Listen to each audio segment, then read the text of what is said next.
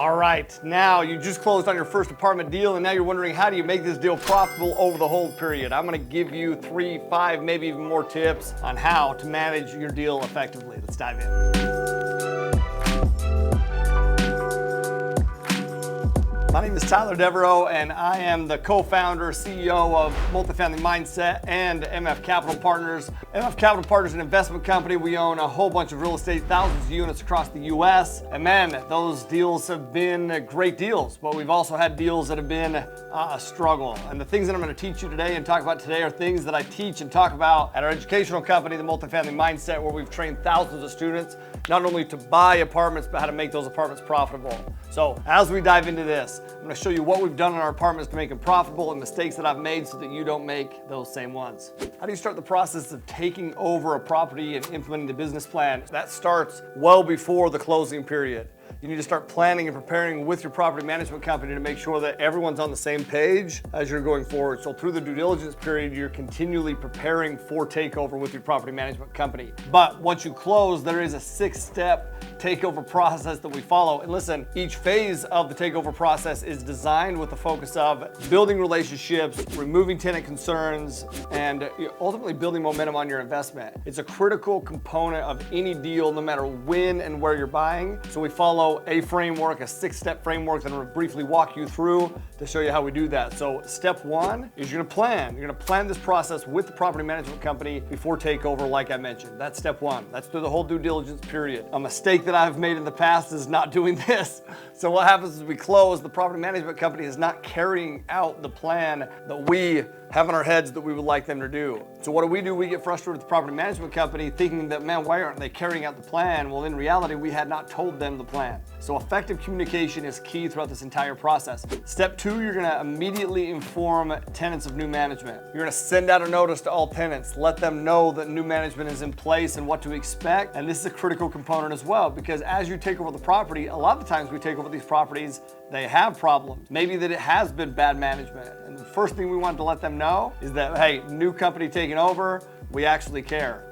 Which kind of leads in to step 3. Take care of evictions and or buyouts. So any outstanding evictions or buyouts of tenants that we need to take care of, we'd like to get those taken care of. All that is our tenants that are living there and not paying you anything to live there. And I'm gonna tell you that if you keep the bad tenants, you will lose the good tenants. So it sounds crazy to go in and immediately take care of those things, but you have to be able to do that. I also told you that, the process is all about building relationships. How is building relationships going in and removing tenants? Well, you have to remove the ones that aren't paying you. People need to pay you to live there, and if they're not paying you to live there, then they're causing problems on your property and really risk on your property. So that's step 3. Step 4 is you need to get in front of lease expirations. Listen, real estate's a risk. It's our job as owners to mitigate that risk. So what you're gonna do is you're gonna look forward. You're gonna look at any leases that are expiring over the next 90 days, and you're gonna contact those individuals. Contact anybody that has a lease expiring within 90 days. Are they looking to renew? If they are, awesome. Let's put a plan in place to get that renewed right away. Sign a new contract, maybe even right then. 90 days. You want to get ahead of any issues. Even before the takeover happens, I'm looking at these leases that are 90 days out, and we're planning and knowing that, hey man, this group of people expire in 30 days, this group 60 days, 90 days,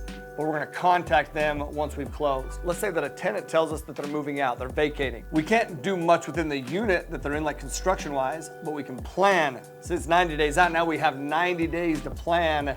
We can certainly get it released, pre-leased within 90 days, so the day that tenant moves out, we can get a new tenant in. And once again, real estate's a risk. Our job is to mitigate that risk, and we do that by checking lease expirations. Step 5 is a critical component, is taking care of any outstanding maintenance requests. The number one reason tenants vacate is not handling maintenance requests. It's not rent, it's that they think you don't care. So what you're gonna go in and do is you're gonna contact any of the tenants that have outstanding maintenance requests. And it doesn't mean that you're gonna go in and take care of those right then. It'd be awesome if you could do that. But what you are gonna do is put a plan in place. See, you're gonna put a plan in place and you need to make sure that you stick to that plan. What you're looking to do is set a new expectation with tenants. You're looking to build relationships with tenants. You're gonna let them know that you actually care about them.